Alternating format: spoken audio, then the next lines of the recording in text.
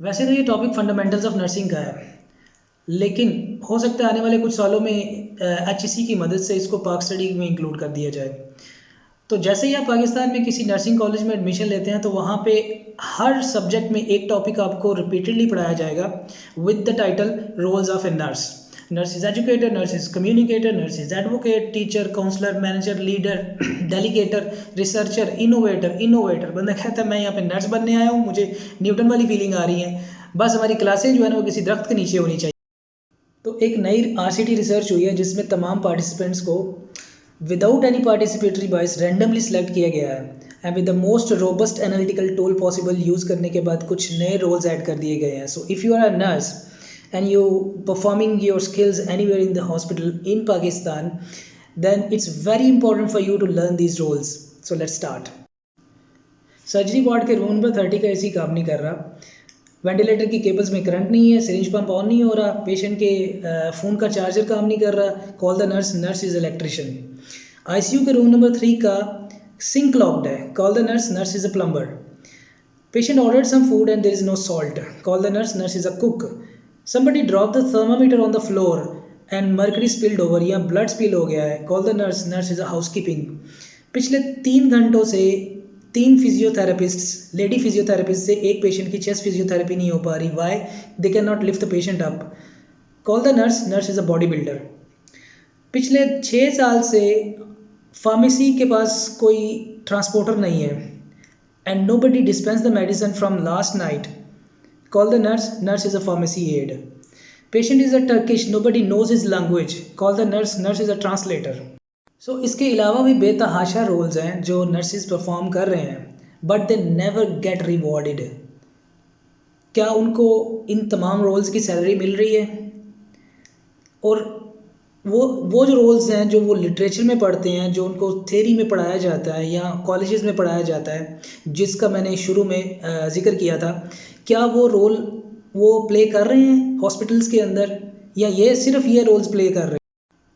तो क्या ये कोई कॉकरेन की रिसर्च में लिखा हुआ है कि एक नर्स जो है वो एक अच्छा इलेक्ट्रिशियन भी होता है, एक प्लम्बर बहुत अच्छा होता है? नहीं जी, ये फार्मेसी बड़े अच्छे तरीके से लेके आएगा क्योंकि इसको ना इसके हाथ बहुत साफ़ सुथरे होते हैं, कहीं लिखा हुआ है?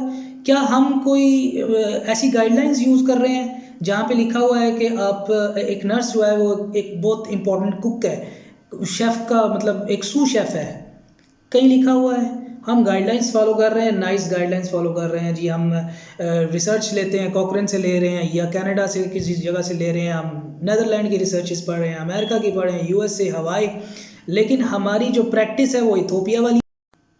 तो इसका मकसद ये है कि जब एक बंदे को आप इतना ज़्यादा ओवरबर्डनड कर देंगे, उसकी क्रिएटिविटी कहीं भी नज़र नहीं आएगी। वो भेड़ों की तरह जो है ना वो लगा हुआ है, बस सब के सब एक ही लाइन में जा रहे हैं, कुछ पता नहीं है क्या हो रहा है, क्यों हो रहा है, कोई एविडेंस बेस्ड प्रैक्टिस नाम की कोई चीज़ है ही नहीं। तो अगर हम बात करते हैं कि ये नर्सिस की प्रैक्टिस जो है वो इम्प्रूव होनी चाहिए, तो इम्प्रूव तब होगी जब आप या तो जो स्टडी करा रहे हैं उसको चेंज करें या जो प्रैक्टिस कर रहे हैं उसको चेंज करें। जो हम स्टडी करते हैं वो रिफ्लेक्ट होता ही नहीं है, वो यूज़ ही नहीं हो रहा किसी जगह पे। हम इंग्लैंड की रिसर्चेस पढ़ते हैं, हम अमेरिका की रिसर्चेस, उनका हेल्थ केयर सिस्टम ही डिफरेंट है, हमारा हेल्थ केयर सिस्टम ही डिफरेंट है। हमारे हेल्थ केयर सिस्टम में कभी कम्युनिटी नर्स नाम की कोई चीज़ ही नहीं होती, और यहाँ पे लोग जो हैं वो सारे के सारे प्राइमरी रिसर्च पे काम करते हैं, प्राइमरी केयर पे काम करते हैं, नर्सिस खास तौर पे। लेकिन हम लोग ओनली टर्शरी केयर, जिसने बना, हाँ जी मैं जी ICU नर्स, हाँ जी आप ओ वेंटिलेटर नर्स, आप ओ जी मैं सर्जिकल नर्स। कभी सुना है भाई मैं कम्युनिटी नर्स बनना चाहता हूँ या चाहती हूँ? नहीं। तो जो एविडेंस बेस्ड प्रैक्टिसेस हैं उनको हम करते नहीं हैं। जैसे कि एजुकेटर है, नर्स इज़ एजुकेटर, इसके पीछे एविडेंस है, अब रिसर्च पढ़ें। नर्सिस जो हैं वो एजुकेट करें अगर पेशेंट्स को, तो उनको कार्डियक डिजीज़ ही नहीं होंगी, तो एजुकेशन तो है ही नहीं। एजुकेट कौन करता है? कोई भी नहीं करता। अगर पैम्फलेट पकड़ा भी देते हैं तो किसको पता है कि पैम्फलेट के ऊपर क्या लिखा हुआ है, अगर कोई एक्सप्लेन ही नहीं करेगा तो?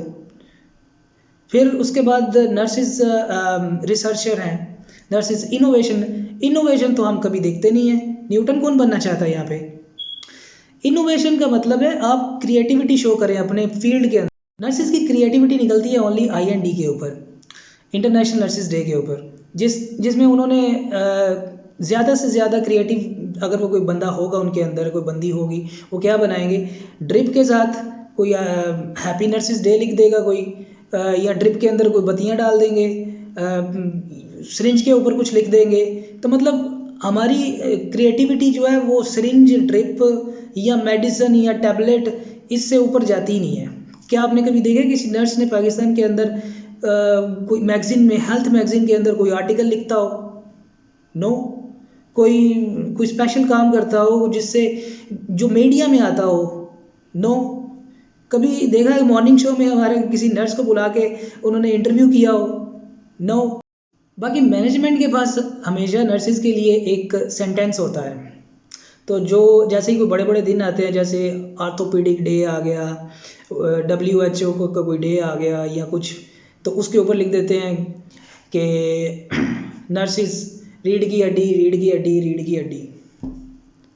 जब रीढ़ की हड्डी को आप इतना ओवरबर्डन्ड कर देंगे तो डिस्क हर्निएशन तो होगी।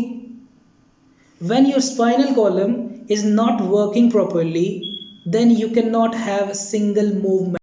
बस सब लगे हुए हैं, एक दूसरे के पीछे भाग रहे हैं with the flow of the river, जो भी जहाँ जा रहा है बस ठीक है, कोई पता नहीं है रजीम क्यों चल रहा है, ये पेशेंट के ऊपर ये मेडिसिन क्यों काम कर रही है, क्यों हो रहा है, nobody knows। हमारे कॉलेज में एक क्वेश्चन जो है वो एग्ज़ाम के अंदर बार बार आता था।